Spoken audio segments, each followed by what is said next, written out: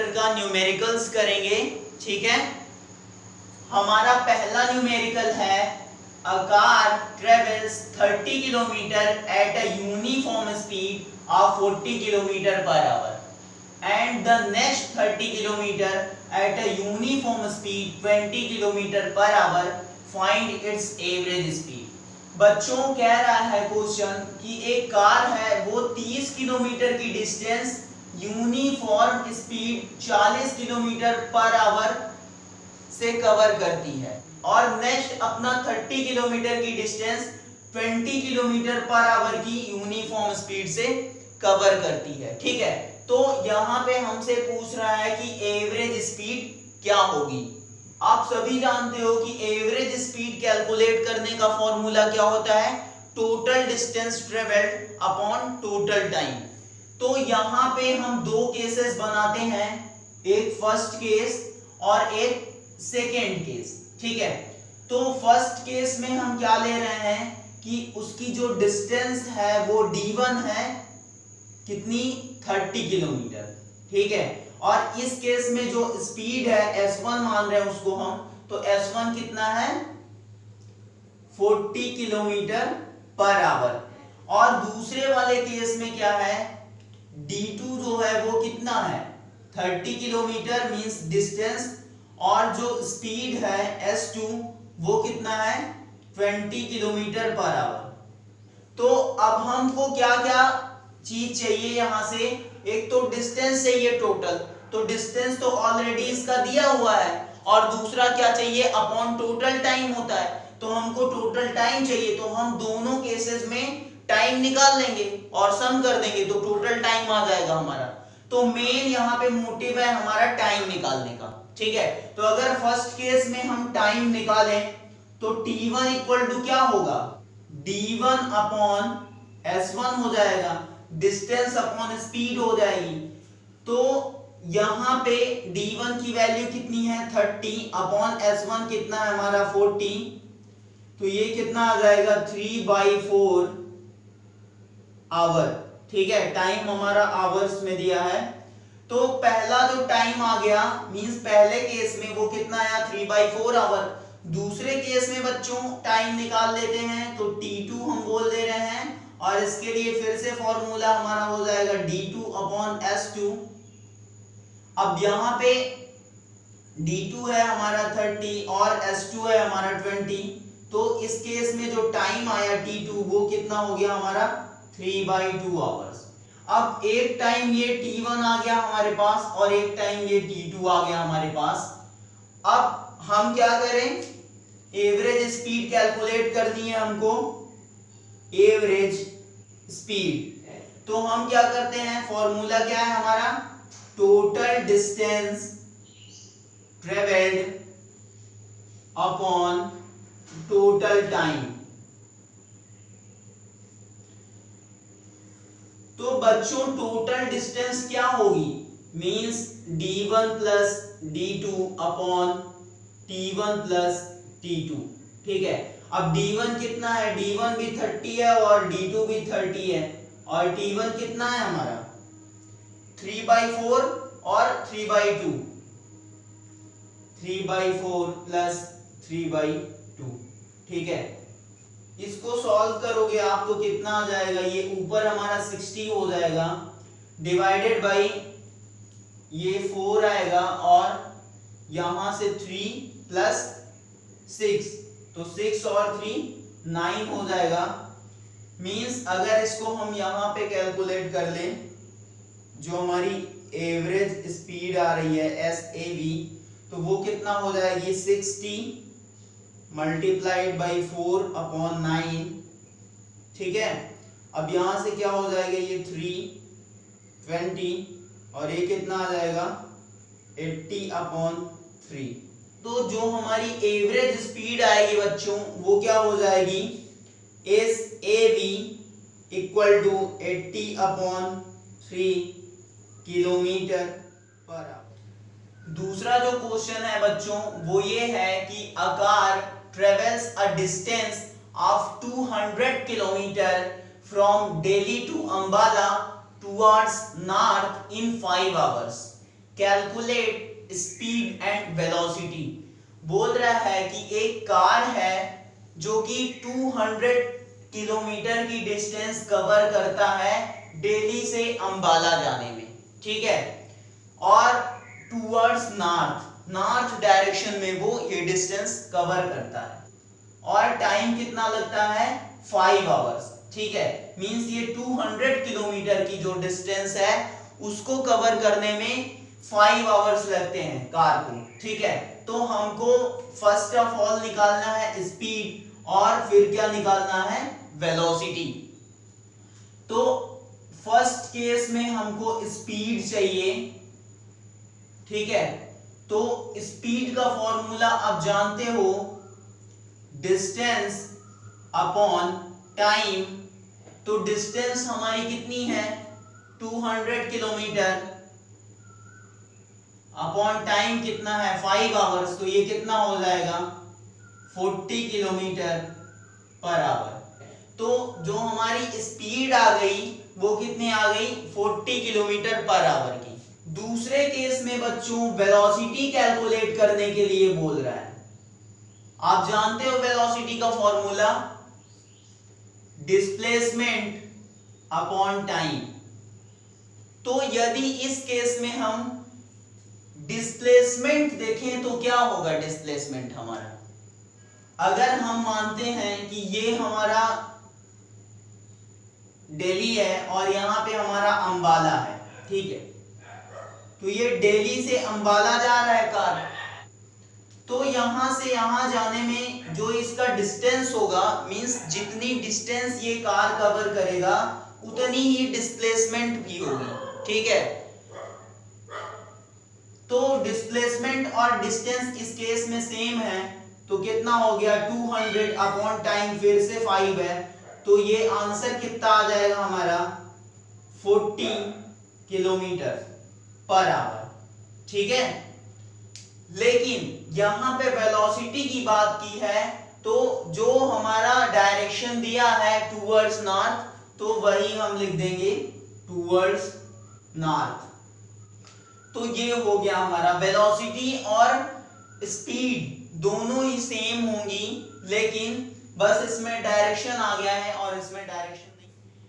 बच्चों next question है हमारा, a bus covers a distance of 250 kilometre from Delhi to Jaipur towards west in 5 hours in the morning and returns to Delhi in the evening covering the same distance of 250 kilometer in the same time of 5 hours. Find average speed and average velocity. बच्चों इस question में हमसे बोल रहा है कि एक बस है जो कि 250 किलोमीटर की डिस्टेंस कवर करती है दिल्ली से जयपुर जाने में, और किस डायरेक्शन में चल रही है वो वेस्ट डायरेक्शन में, और ये डिस्टेंस वो 5 आवर्स में कवर करती है, ठीक है, मॉर्निंग में। उसके बाद बोल रहा है कि फिर वो जयपुर से वापस दिल्ली आती है और सेम डिस्टेंस कवर करती है सेम टाइम में। तो हमसे पूछ रहा है कि एवरेज स्पीड निकालो और एवरेज वेलोसिटी निकालो। तो हमको पहले निकालना है average speed. Average speed means पहले केस में, ठीक है। अब आप एवरेज स्पीड जानते ही हो कि total distance upon total time, ठीक है, total distance upon total time, ठीक है। अब टोटल डिस्टेंस अगर आप देखोगे तो कितनी है 250 जाता है वो और 250 वापस भी आता है, मींस 250 प्लस 250 हो जाएगा, ये डिस्टेंस हमारी हो जाएगी टोटल। और टोटल टाइम देखो तो जाने में भी उसको 5 आवर्स लगते हैं और वापस आने में भी 5 आवर्स लगते हैं, तो कितना हो जाएगा 5 प्लस 5, ये हो जाएगा हमारा 500 अपॉन 10, मींस कितना आ जाएगा ये 50 किलोमीटर पर आवर। जो एवरेज स्पीड आई SAV वो कितनी आई हमारी 50 किलोमीटर पर आवर। अब हमको कैलकुलेट करना है सेकेंड केस में एवरेज वेलोसिटी। आप जानते हो कि total displacement upon total time.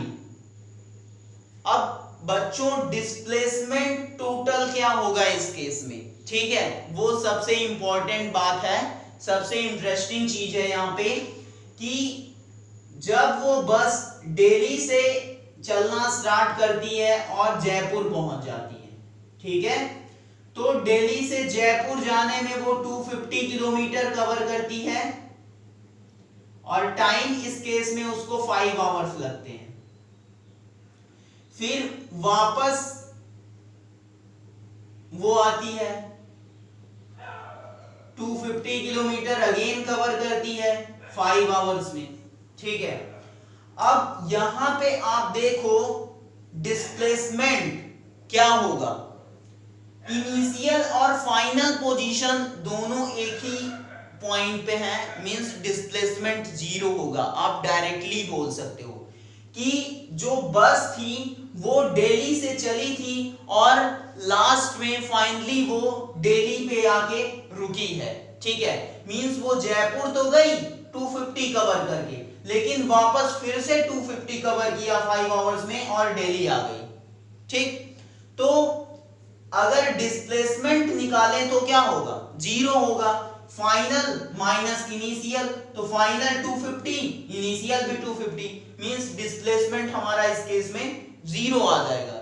Time कितना हो जाएगा टोटल 5 और 5 10, लेकिन जब न्यूमरेटर ही 0 हो गया तो फिर डिनोमिनेटर का क्या मतलब, तो हमारी जो एवरेज वेलोसिटी आ जाएगी VAV वो कितनी आ जाएगी, 0 आ जाएगी। बच्चों हमारा नेक्स्ट क्वेश्चन है, अ motorcyclist starts from rest and reaches a speed of 6 meter per second after traveling with uniform acceleration for 3 seconds. Calculate the acceleration. बोल रहा है कि एक मोटरसाइकिल वाला है, वो रेस्ट से अपनी मोशन को स्टार्ट करता है, ठीक है, मींस पहले वो रेस्ट में था, and reaches a speed of 6 metre per second. उसके बाद उसकी स्पीड कितनी हो जाती है इंक्रीज करके 6 मीटर पर सेकेंड जब वो यूनिफॉर्म एक्सेलरेशन से मोशन में आता है। और कितने सेकेंड के लिए ये होता है यूनिफॉर्म एक्सेलरेशन, 3 सेकेंड के लिए। तो हमको यही यूनिफॉर्म एक्सेलरेशन की वैल्यू कैलकुलेट करनी है। अब अगर आप यहां पे देखो तो जो मोटरसाइकिलिस्ट है वो रेस्ट से चलना स्टार्ट करता है, इसका मतलब क्या है कि उसकी जो इनिशियल वेलोसिटी है वो क्या होगी 0 और फाइनल वेलोसिटी कितनी होगी v 6 मीटर पर सेकेंड, ठीक है। अब हमसे बोल रहा है कि ये जो वेलोसिटी चेंज होती है वो कितने टाइम में, 3 सेकेंड में, और हमको कैलकुलेट करना है एक्सेलरेशन। एक्सेलरेशन का फॉर्मूला आप जानते हो, a is equals to final velocity minus initial velocity upon time, ठीक है। तो ये कितना हो जाएगा, फाइनल वेलोसिटी हमारी 6 है, इनिशियल 0 है और टाइम कितना लग रहा है 3 सेकेंड, तो ये कितना हो जाएगा 2 metre per second square acceleration आ जाएगा हमारा, ठीक है। आप इसको फर्स्ट इक्वेशन ऑफ मोशन से भी कर सकते हो, v is equals to u plus at से, बट आप अगर देखो तो इसको अगर सिंप्लीफाई करो तो ये यही फॉर्म बन जाएगा, ये क्या हो जाएगी at equal to v minus u, और ये इधर जाएगा तो v equal to u plus at। इससे भी आप अगर वैल्यू पुट अप करोगे तो वही सेम चीज आएगी, क्योंकि ये भी क्या है, इसी का फॉर्म है, ठीक है। तो जो हमारा आंसर आया वो आया 2 metre per second square. Students जो हमारा नेक्स्ट क्वेश्चन है वो ये कह रहा है कि a particle is moving in a circular path of radius small r, what is the displacement after half circle. बोल रहा है कि एक पार्टिकल है जो कि सर्कुलर पाथ में मोशन कर रहा है, और उस सर्कल की जो रेडियस है वो कितना है, r, स्मॉल r। तो हमको बताना है कि जब वो पार्टिकल हाफ सर्किल की डिस्टेंस कवर कर लेता है तो उस केस में हमारा डिस्प्लेसमेंट कितना होगा। ठीक है, अब ये बहुत ही सिंपल सा क्वेश्चन है। जो पार्टिकल का पाथ है वो कैसा है, सर्कुलर है, और उसकी रेडियस कितना दिया हुआ है, स्मॉल r। अगर वो पार्टिकल यहां से चलना स्टार्ट करता है, क्वेश्चन में बोल रहा है कि अपना हाफ सर्किल का वो डिस्टेंस कवर करता है और उसी केस में हमको डिस्प्लेसमेंट की वैल्यू बतानी है। तो यहां से चलना स्टार्ट करेगा तो हाफ सर्किल इसका यहां पे आएगा, मींस वो इतनी डिस्टेंस कवर करेगा। ठीक है, तो हाफ सर्कल का डिस्टेंस वो कवर कर रहा है। अब आप सभी जानते हो कि एक सर्कल का सरकमफेरेंस कितना होता है, 2 पाई r होता है, r रेडियस वाले सर्कल का। तो 2 पाई r होता है पूरे सर्कल का डिस्टेंस, लेकिन यहां पे हाफ डिस्टेंस कवर कर रहा है सर्कल का, मींस यहां तक पहुंचा है तो 2 पाई r तो उसकी पूरी सर्कल की डिस्टेंस हो जाएगी, मींस ये तो पूरा सरकमफेरेंस हो जाएगा। तो इसका हाफ कितना हो जाएगा, जो डिस्प्लेसमेंट आएगा हमारा वो कितना आएगा, 2 पाई r अपॉन 2, मींस पाई r आ जाएगा। ठीक है, मींस इस केस में वो हाफ डिस्टेंस कवर कर रहा है, उसका डिस्प्लेसमेंट कितना होगा, पाई r होगा। ठीक है स्टूडेंट्स, जो नेक्स्ट क्वेश्चन है हमारा वो है when a car driver travelling at a speed of 10 metre per second applies brakes and brings the car to rest in 20 seconds, calculate the retardation। Means यहाँ पे हमको नेगेटिव एक्सेलरेशन की value calculate करनी है और जो कार ड्राइवर है उसकी जो स्पीड है वो 10 मीटर पर सेकेंड की है, और जब वो ब्रेक अप्लाई कर देता है तो जो कार होती है वो 20 सेकेंड में रेस्ट में आ जाती है। ठीक है, टाइम कितना है हमारा, 20 सेकेंड है, और रेस्ट में आने के बाद उसकी फाइनल वेलोसिटी क्या हो जाएगी, 0। इनिशियल वेलोसिटी या इनिशियल स्पीड यहाँ पे दिया है 10 मीटर पर सेकेंड। हमसे पूछ रहा है नेगेटिव एक्सेलरेशन क्या होगा। ठीक है, तो अगर हम first equation of motion use करें according to first equation of motion, तो फर्स्ट इक्वेशन ऑफ मोशन क्या होती है, v equals to u plus at, और इस केस में फाइनल वेलोसिटी 0 है, इनिशियल वेलोसिटी 10 है, एक्सेलरेशन हमको कैलकुलेट करना है और टाइम कितना है हमारा 20।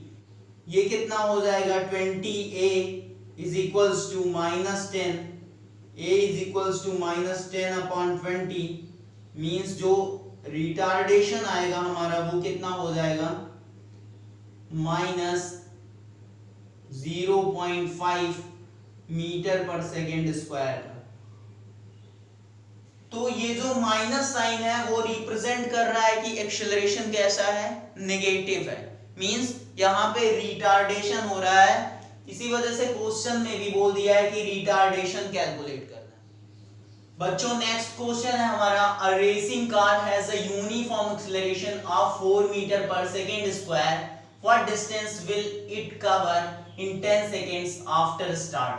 बोल रहा है कि एक रेसिंग कार है जो कि uniform acceleration 4 metre per second square से चल रही है, what distance will it cover in 10 seconds। तो 10 सेकेंड में वो कितनी डिस्टेंस कवर करेगा स्टार्ट होने के बाद। ठीक है, तो उसकी इनिशियल वेलोसिटी क्या है, 0 है, और टाइम कितना दिया है हमारे पास 10 सेकेंड का, और जो यूनिफॉर्म एक्सेलरेशन है वो कितना है 4 मीटर पर सेकेंड स्क्वायर। हमको डिस्टेंस कैलकुलेट करनी है। ठीक है, मींस कितनी डिस्टेंस वो कवर करेगा। अब आप देखो u भी दिया है, t भी दिया है, a भी दिया है, s कैलकुलेट करना है according to second equation of motion. Second equation of motion अगर यूज करेंगे तो क्या होती है, s equal to ut plus half at square. ठीक है,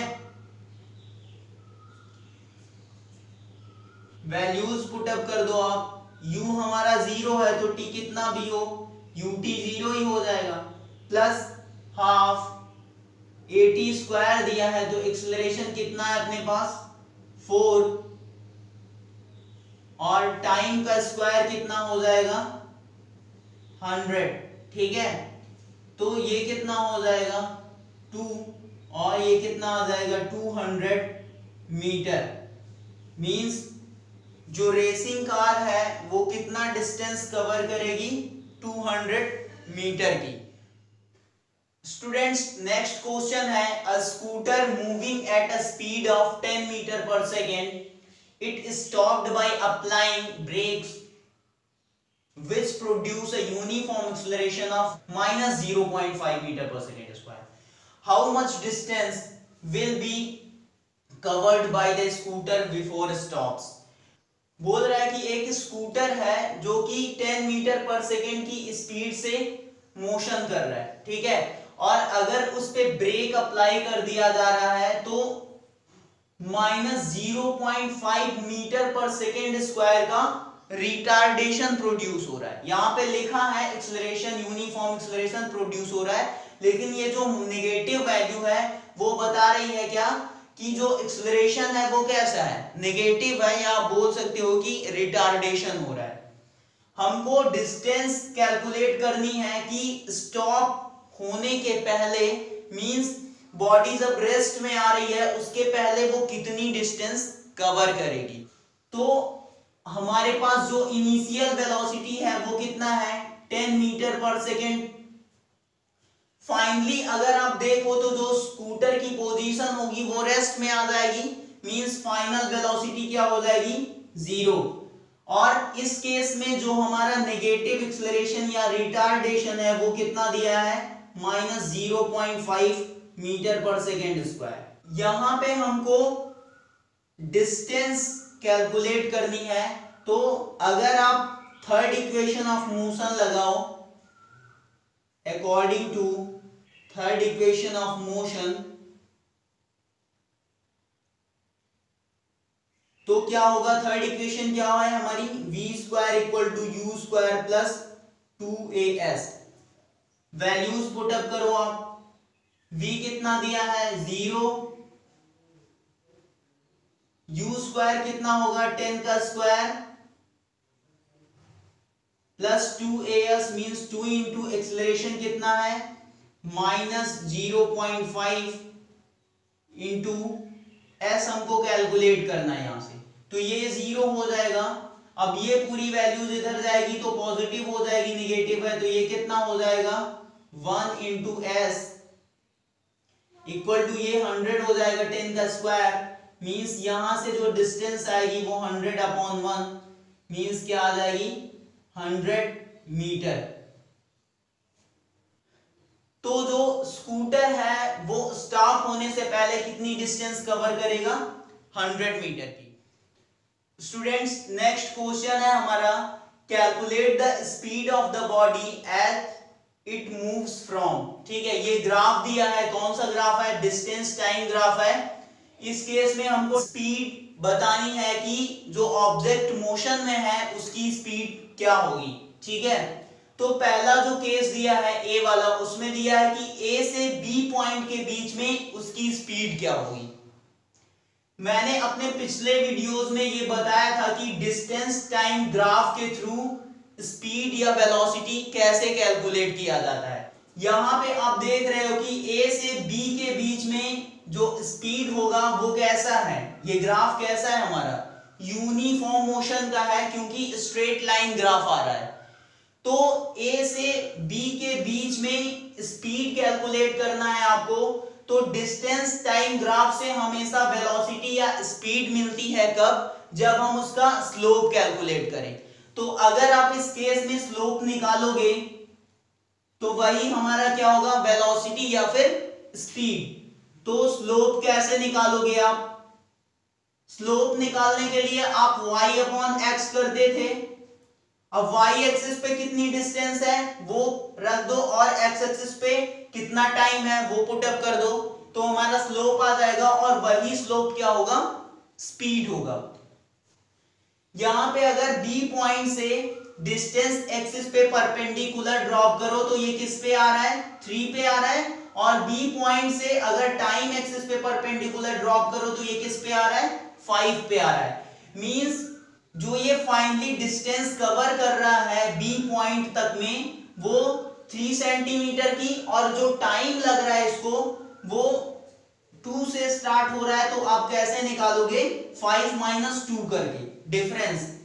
तो y एक्सिस पे डिस्टेंस है हमारा, तो डिस्टेंस की वैल्यू अगर पुट अप करें तो यहां पे 0 है, तो फाइनल माइनस इनिशियल करोगे तो 3 माइनस 0 हो जाएगा अपॉन 5 माइनस 2 करोगे, क्योंकि ये स्टार्ट टाइम कहां से कर रहा है? 2 से कर रहा है।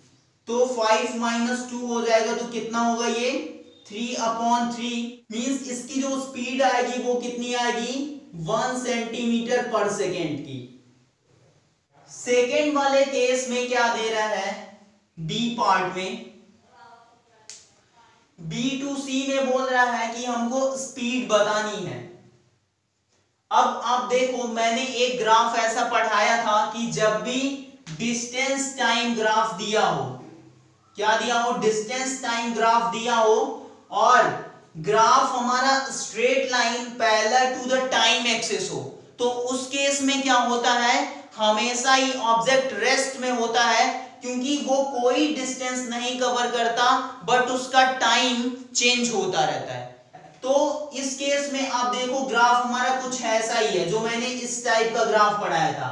इसमें क्या है? B2C के बीच में स्पीड कैलकुलेट करनी है हमको, और इस केस में आप देखो तो डिस्टेंस हमारा चेंज नहीं हो रहा है, 3 पे ही डिस्टेंस रुका हुआ है, जबकि टाइम देखो तो 5 से 6 बढ़ गया, 6 से 7 बढ़ गया। C पॉइंट पे 7 टाइम है इसका, 7 सेकेंड का, लेकिन डिस्टेंस एक्सिस पे आप देखो तो ये वही का वही है। मींस अगर इस केस में आप स्पीड देखो तो जब पोजीशन ही नहीं चेंज कर रहा है ऑब्जेक्ट अपना, तो फिर स्पीड कहां से आएगी? मींस स्पीड क्या है? 0 है। थर्ड केस में बोल रहा है कि C टू D के बीच में स्पीड कैलकुलेट करनी, तो अगर आप यहां पे स्पीड कैलकुलेट करोगे S इक्वल टू C से B के बीच में जो स्ट्रेट लाइन आ रही है उसका अगर आप स्लोप निकाल दो तो वही क्या हो जाएगा? स्पीड हो जाएगा। तो अब स्लोप निकालने के लिए ये y एक्सिस पे डिस्टेंस और ये x एक्सिस पे टाइम, तो y एक्सिस पे कितना हो जाएगा? ये 3 से स्टार्ट है 7 तक में, तो 7 माइनस 3 कर दो, और टाइम कितना हो जाएगा? टाइम आप देखो C पे 7 है और D पे 9 है, तो 9 माइनस 7, तो ये कितना आएगा? 7 माइनस 3 कितना हो जाएगा? 4, और 9 माइनस 7 कितना आएगा? 2, तो ये कितना हो जाएगा? 2 2 जा 4, और हमारा जो स्पीड आएगा वो कितना हो जाएगा? 2 सेंटीमीटर पर सेकेंड, क्योंकि जो डिस्टेंस है वो किस में दिया है? सेंटीमीटर। नेक्स्ट क्वेश्चन है students, the graph given alongside shows how the speed of a car changes. किस तरीके से एक कार की स्पीड चेंज हो रही है? मींस हमको स्पीड टाइम ग्राफ दिया है यहां पे। फर्स्ट क्वेश्चन पुट अप कर रहा है, what is the initial speed of the car. इस स्पीड टाइम ग्राफ में हमको बताना है कि कार की इनिशियल स्पीड क्या है। तो इनिशियल स्पीड का मतलब जिस स्पीड से वो मोशन करना स्टार्ट करता है, तो वो कहां से मोशन करना स्टार्ट करता है? यहां इस पॉइंट से, ए पॉइंट से। तो ए पॉइंट और ओरिजिन के बीच की जो स्पीड होगी वही इसकी इनिशियल स्पीड होगी। तो क्या है इसकी initial speed? 10 kilometre per our. ऐसा ग्राफ मैंने पढ़ाया था, ठीक है, मैंने उसमें इनिशियल स्पीड को u लिया था यहां तक के लिए, और इधर वाले केस में ये पूरा v लिया था, ठीक है। अगर आपने मेरा वीडियो देखा होगा तो आपको याद होगा। सेकेंड केस में बोल रहा है कि maximum speed attend by the car. Maximum speed वो कितनी अटेंड करता है वो बताना है। तो इस ग्राफ का हाईएस्ट पॉइंट कहां है? बी से लेकर सी के बीच में है। तो बी से सी के बीच में कहीं भी आप पॉइंट ले लो और अगर उसको स्पीड वाले एक्सिस पे देखोगे तो जितनी स्पीड है वही उसकी मैक्सिमम स्पीड होगी। तो मैक्सिमम स्पीड इसकी यहां पे कितनी हो जाएगी? 35। मींस बी का जो आंसर होगा वो हो जाएगा 35 किलोमीटर पर आवर। उसके बाद क्वेश्चन पूछ रहा है विच part of the graph show zero acceleration. Graph का कौन सा पार्ट जीरो एक्सेलरेशन बता रहा है? मींस एक्सेलरेशन नहीं हो रहा है, किस पार्ट द्वारा ये बताया जा रहा है ग्राफ के? तो आप यहां पे देखो बी पॉइंट से सी पॉइंट के बीच में जो स्पीड है वो चेंज नहीं हो रही है। स्पीड कैसी है हमारी? कांस्टेंट है, यूनिफॉर्म है। और मैंने पढ़ाया था पिछले ग्राफिकल रिप्रेजेंटेशन ऑफ मोशन में कि जब भी स्पीड टाइम ग्राफ में हमारी जो स्पीड कांस्टेंट होगी तो उस केस में हमारा जो एक्सेलरेशन होगा वो जीरो होगा, मींस नो एक्सेलरेशन होगा। क्योंकि जब हमारी वेलोसिटी ही नहीं चेंज होगी, स्पीड ही नहीं चेंज होगी तो एक्सेलरेशन नहीं जनरेट होगा। क्योंकि आप जानते हो कि एक्सेलरेशन जो है वो चेंज इन वेलोसिटी है। तो इस केस में क्या होगा? जो एक्सेलरेशन होगा हमारा वो क्या होगा? जीरो होगा। डी वाले पार्ट में पूछ रहा है कि which part of the graph shows varying retardation. Varying retardation का मतलब उसका एक्सेलरेशन जो है वो वेरी कर रहा है। ठीक है, किस पार्ट के द्वारा ये बताया जा रहा है? तो आप देखो यहां पे ए से बी के बीच में तो यूनिफॉर्म एक्सेलरेशन हो रहा है, मींस एक्सेलरेशन हमारा बढ़ रहा है। और बी से सी के बीच में कोई एक्सेलरेशन ही नहीं हो रहा है। अब कौन सा पार्ट बच रहा है? सी से डी वाला। सी से डी के बीच में आप देखोगे तो ये क्या हो रहा है? इसकी स्पीड जो थी वो डिक्रीज हो रही है।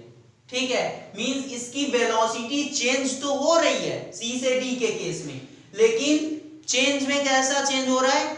डिक्रीजमेंट हो रहा है। तो अगर वेलोसिटी डिक्रीज हो रही है तभी हम बोलते हैं रिटार्डेशन होता है। तो जो डी वाले पार्ट का आंसर होगा वो होगा सी टू डी। तो हम बोल सकते हैं कि यहां पे क्या हो रहा है? रिटार्डेशन हो रहा है। बच्चों ई पार्ट में पूछ रहा है कि find the distance travelled in the first 8 hours. First 8 hours में वो कितनी डिस्टेंस कवर करता है वो बताना है। तो आप देखो यहां से लेके यहां तक हमारा 8 आवर्स का टाइम है। तो इसके बीच का जो ग्राफ है उसका एरिया अगर हम निकाल लें, मींस ए बी सी, जहां पे 8 है उसको अगर हम ई मार्क कर दें तो ए बी सी ई और ये ओ भी ले लो, इसके बीच का अगर एरिया हम निकाल दें तो हमारी डिस्टेंस निकल जाएगी फर्स्ट 8 आवर्स की। तो एक ये पार्ट हो गया ग्राफ का और दूसरा ये, दोनों का एरिया निकालो और सम कर दो, वही हमारी क्या हो जाएगी? फर्स्ट 8 आवर्स में कवर्ड डिस्टेंस हो जाएगी। ओ ए बी एफ के बीच का एरिया क्या होगा? मींस अगर हमको डिस्टेंस निकालनी है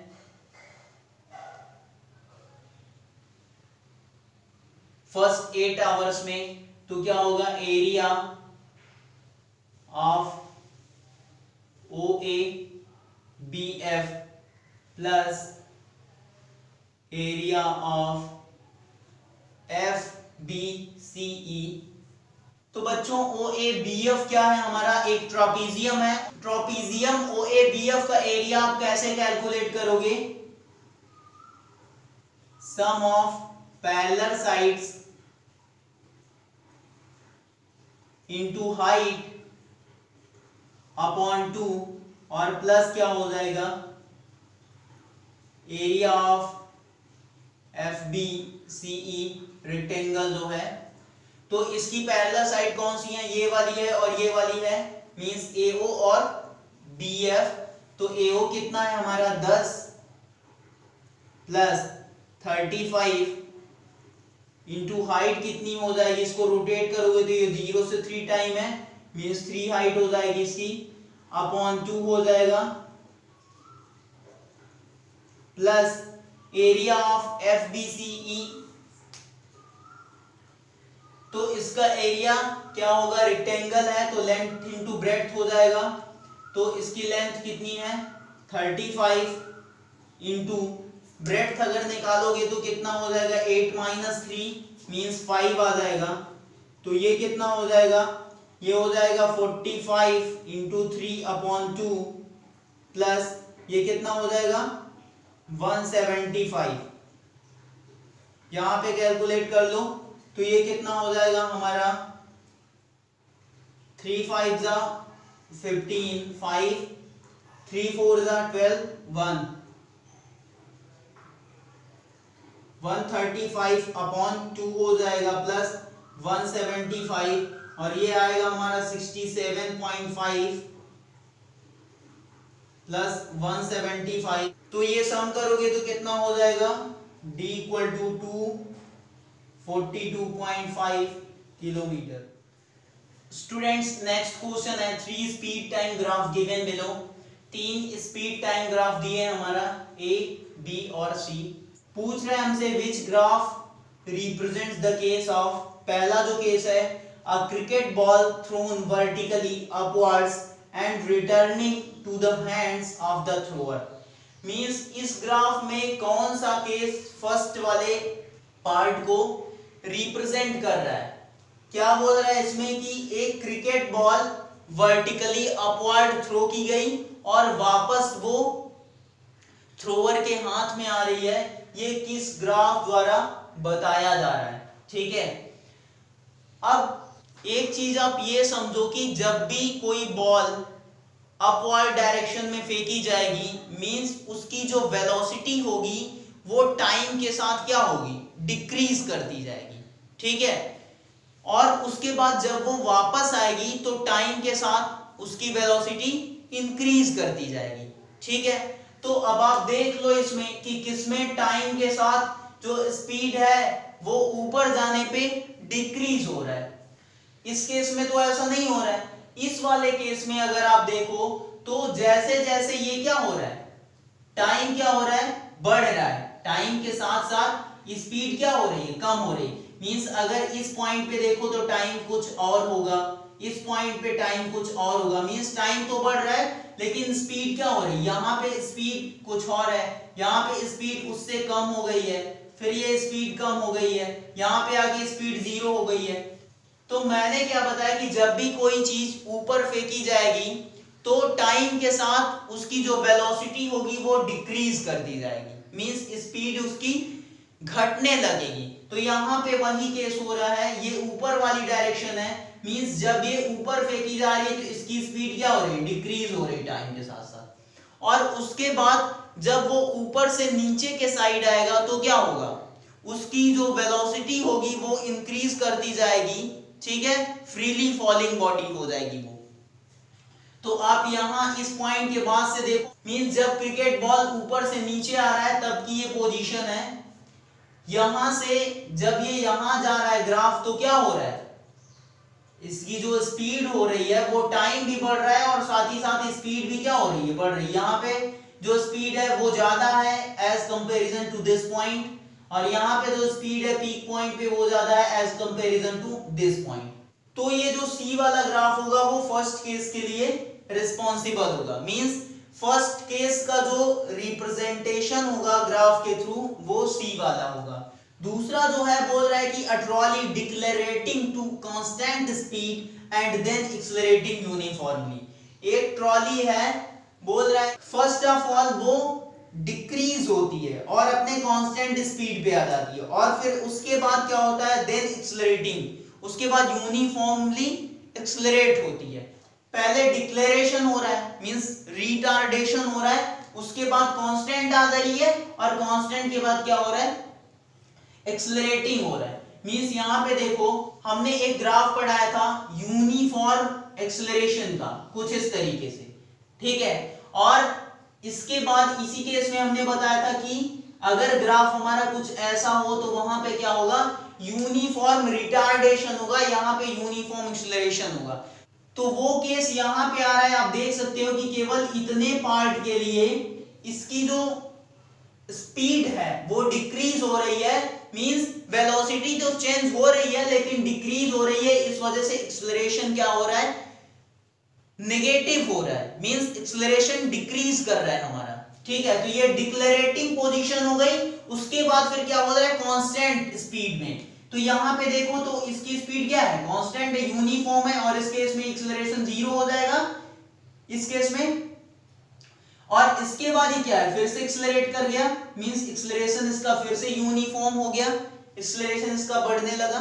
ठीक है, तो सेकेंड वाले पार्ट का जो आंसर होगा वो ये ए वाला ग्राफ होगा। ठीक है, सेकेंड केस के लिए जो रिस्पॉन्सिबल ग्राफ होगा वो ए वाला होगा, मींस सेकेंड सिचुएशन ए वाले ग्राफ के थ्रू दिखाई जा रही है कि पहले ये डी एक्सेलरेट हो रहा है ट्रॉली, उसके बाद कांस्टेंट स्पीड में आ गया, फिर उसके बाद यूनिफॉर्म एक्सेलरेट हो रहा है। बच्चों, आपको यदि कहीं डाउट होता है किसी भी न्यूमेरिकल में तो आप हमको कमेंट के थ्रू बता सकते हो।